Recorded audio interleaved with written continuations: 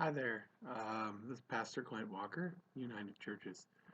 I've had made it a goal this year to check in with our congregation and folks that are kind of plugged in with United Churches once a week on YouTube, and so I'm beginning that today. And in this time, maybe there'll just be a story to tell, or some encouragement, or just something to share.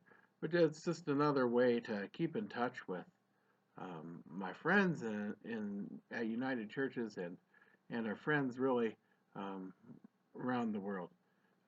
I'll probably also put this on my personal YouTube site, so folks all um, that I've known around my travels and throughout my life will be able to watch this as well.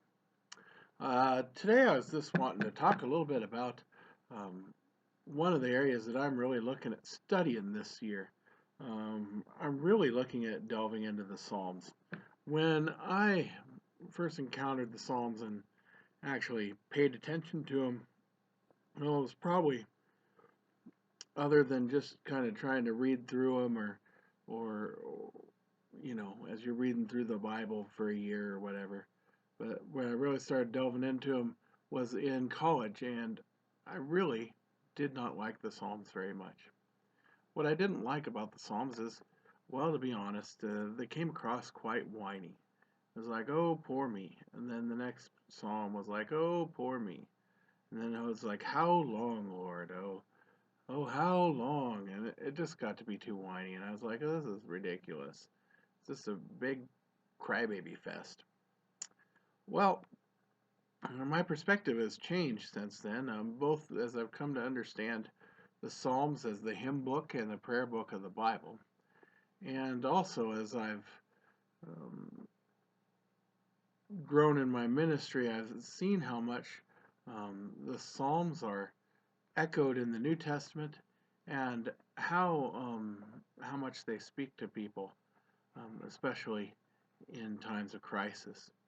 And so I'm going to dig back into the songs and the Psalms in a deeper way, and in my personal study, it may make its way into a sermon series eventually, maybe not. One of the ways I'm doing this is in my personal study time is I picked up a devotional I like quite a bit, Timothy Keller's The Songs of Jesus, because Jesus, of course, Jesus' song book as a observant Jewish young man and then grown man was the Psalms, and I've got to tell you, I was expecting a little bit out of this, but I have gotten something now 3 weeks into um, my study out of each and every day that I've read in this. It's a spoken right to where I am and the challenges that I'm facing. And so, if you don't have a daily devotional, I would encourage you to pick this up. It's brand new. It's just hot off the presses. The Songs of Jesus. Um, so another book I'm looking at here is called The Case for Psalms, Why They're Essential. And this is, of course, one of my favorite theologians, N.T. Wright. And I got a few other, Eugene Peterson, I'm going to reread some of his stuff, as well as Brueggemann's book that just came out not too long ago on the Psalms as well. Um, and Spurgeon, I'm going to look a lot at what Spurgeon has to say about the Psalms. Spurgeon, um, when before I lent out my commentary on the Psalms and never got it back, was really kind of a top-notch Psalm guy. Anyway, having said that, one of the things that's uniquely struck me about the Psalms is uh, the propensity of the Psalms to speak to um, the nature of eternal life. Often, scholars will quote to us, and um, people will tell us, students of kind of the history of the Bible and theologians of sorts, the Psalms and that most of the Old Testament really speaks to um, not much of an understanding of eternal life, that most people believe that you either had a good life and died, or you had a bad life and died, and that everybody who died went to the same place. And certainly there is not a well-developed theology of hell until the New Testament, especially with Jesus.